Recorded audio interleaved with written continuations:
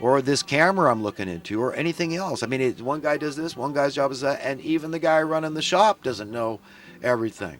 It's all compartmentalized. It's all very, God is involved in technology. He's the one that gave us the brain. So God, at the end of the day, is the master source of all technology. And since that's true about our weaponry, God's got that under control. So when I say I think he's taken it off the table, I would point to evidence and testimonials of high-ranking retired military that say, yes, indeed, God did take it off the table. I mean, this is how I deduce this, is because these supernatural lights are showing up outside nuclear missile bases, and they're able to deactivate the missiles at will. And I say, well, that's far out, man.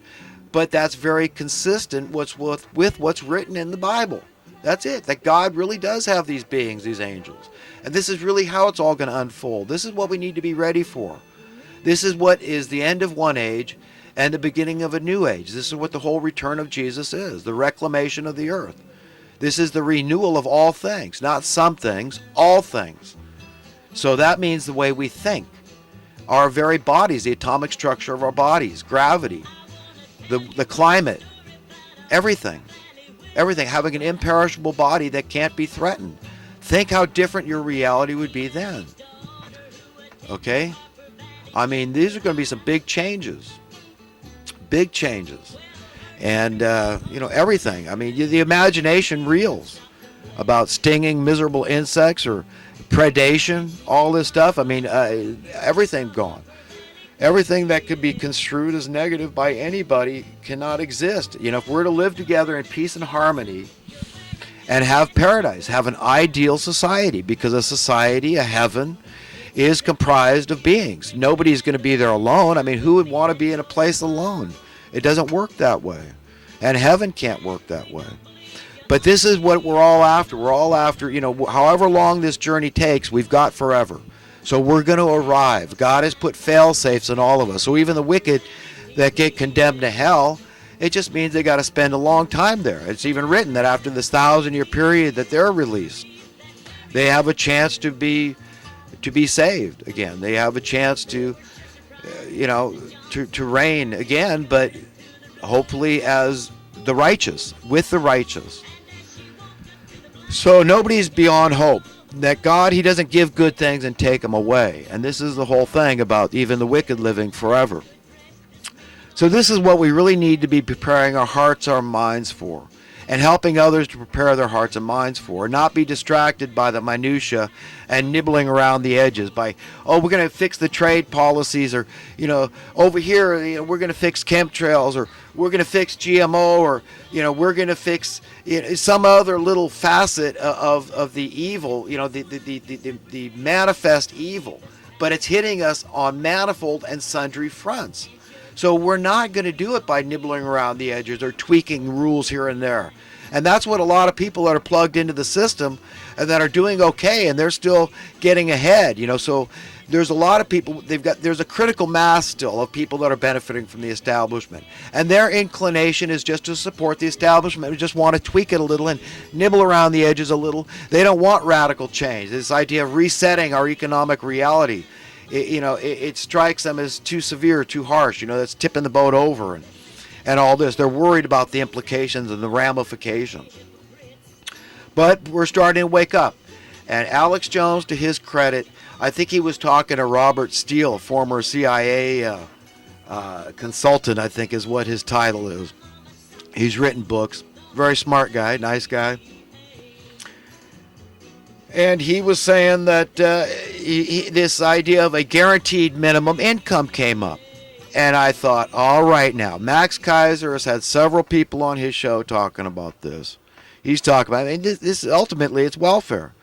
But you understand that it's good for the economy if there's cash flow. This really is almost embracing a Keynesian, a last-ditch effort, if you will, because it is radical and it seems hyper-liberal and almost socialistic, communistic even. But it's almost like a drastic measure that's necessary because of the horrors that have been wreaked on the public at large. This is it's sort of a form of quantitative easing for the public. You understand? It's just, look, there's not enough job. Let's face it. We're just going to have to give the money away. We've got a willing workforce. The system cannot break down. As long as people are willing to work and serve, then it's not going to break down. And how many people out there, well-to-do people that make $100,000, $1 million a year, whatever, and they don't stop going to their jobs? So what makes anybody think society is going to break down? People are going to suddenly stop going to work? That doesn't happen. It's not. It's just that we enjoy our work more. Okay, that's it. It just takes a huge burden away from people. People are willing to work. Let me know. I want to go. I want to be appreciated, though. I don't want to go to a job where it just, you could be replaced at the drop of the hat. There's just 100 guys that would love to have your job. No, I want when I go to a job, I want people to know I'm doing it because I damn well want to, and nothing's going to stop me. I love it, and I'm so glad you appreciate how I serve you in the capacity and in the manner I serve you, because as an artist, and let's face it, we're all artists. At whatever we do is a zen. It's an exercise in practice makes perfect, and we get really good at it, and we love it like a great artist, a painter. We're all great artists at what we do, and some are jacks of all trades. Some are very good at a whole lot of things. I'm very good at few things, but I can do a lot of things successfully. But the odds aren't really in my favor. A lot of prayer is involved. Even doing a simple mechanical task. I remember I put out a video some years ago about changing the thermostat on my car. And these videos, these DIY videos, do-it-yourself videos, are very popular. People appreciate actually seeing somebody do it because it's intimidating. It's foreboding to do even a small mechanical repair like that. And so there's prayer involved. And yes, I succeeded. And I don't have any leaks in my cooling system to this day. It's a beautiful thing. But thank God, God gave me the intelligence and the wherewithal, because, you want to make sure you spray any nuts you're trying to detach with, some kind of penetrating fluid and let it set. Because some of those bolts can get pretty tight, especially those ones that hold the thermostat housing on, because remember, moisture is going in and out and seeping, because even metal has a certain degree of porosity. So the metal absorbs some of the corrosion. But anyhow, so the gist of that was that Alex Jones actually agreed. From what I gathered, Alex was agreeing with this. And to me, that's huge, because actually that would shut a guy like me up. Quantitative easing for the people, and it would be good for the economy. Of course it would be, because people are spending the currency. This was the whole idea under consumerism. For so many years, they've trained us to be consumers. If everybody remembers after 9/11 and George Bush saying the best thing you do is just go out and spend money, invest and buy, and just be good capitalists, and this will fly in the face of the terrorists that hate our way of life, and all this. So we've been taught for a long time that consumerism is good. In fact, we've probably all heard the term, what is it called? Planned obsolescence. When they would make something with the intention that it would go out of style eventually. And that, they could introduce something else, and that they could keep making money this way. That concept is so stupid. It's like this idea. I worked for one woman, and she said her brother said, he had an idea that, they ought to somebody needs a full-time job breaking stuff and having other people fix it. Really, it's akin to that. But that's the kind of psycho training we've all undergone for decades now. As far back as I can remember, this has been the mentality. And now, because of the whole climate change thing, we're being told, put the brakes on. No, the best thing you do is live like a sage and have a, zero carbon footprint. This is what you need to do. We need to depopulate. Humans are a scourge. We're a blight. We're the cause of all the problems on the earth now. And it's all about consumerism. So, they're making us very schizophrenic and discombobulated. This is what they do. An introduction to, how I said all the D words out there, what we've been turned into as degenerate, discombobulated, decadent, delusional, deceived, demonic droids, and just genuinely deceived dumbasses. And that's kind of this is what we've become, and this is how it's happened. So we've got to understand how all this stuff took place. It's intentional. It's deliberate. Remember, if the people at the very top are evil, and they are, clearly, these are evil genius, but they're not really genius in the sense of the highest form of intelligence, because God, his place is there. They're rivals and rebels revolting against, that sovereign authority, really is what it is. That he holds the wisdom, he has the greatest intelligence.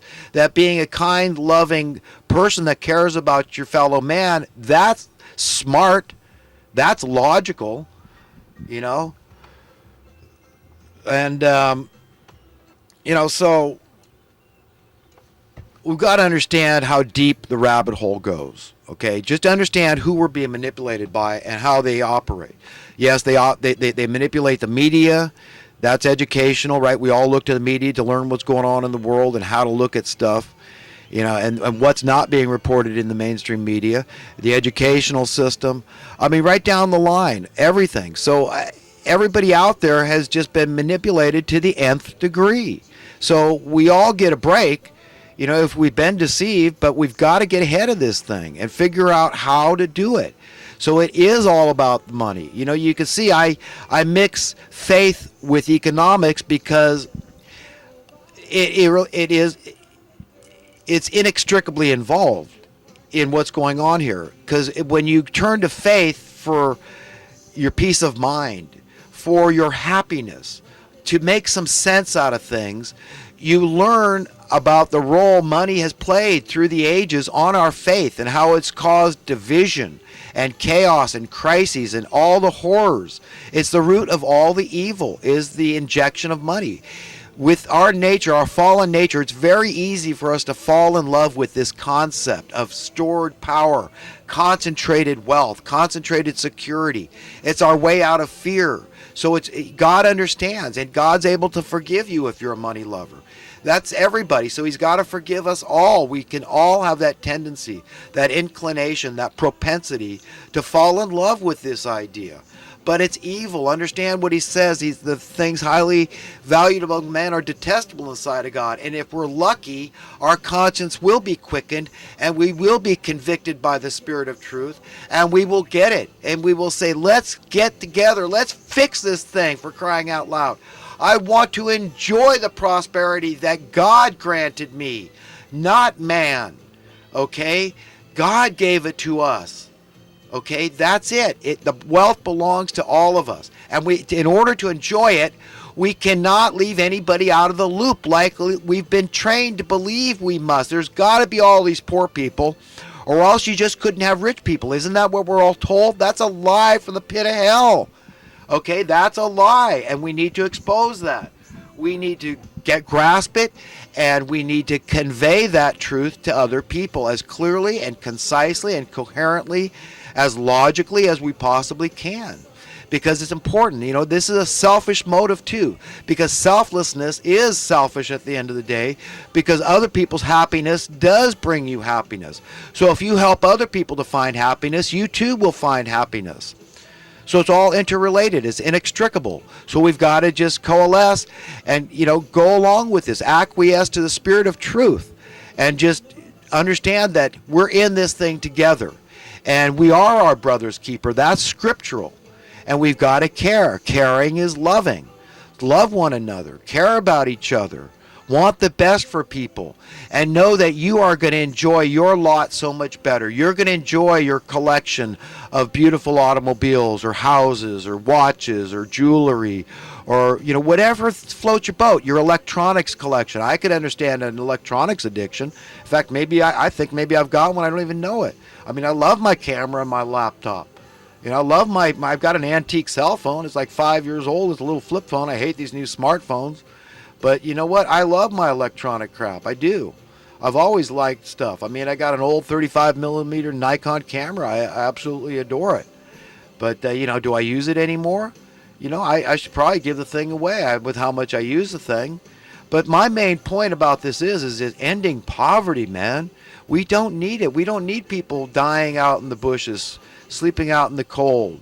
We don't need people, getting picked up by garbage trucks because they're seeking shelter in a dumpster. This doesn't have to be our reality. This is what's been shoved down our throats by these monsters, these hypocrites, these elitists, these evil, wicked people. Okay, all of them. If they're into eugenics, they're into genocide.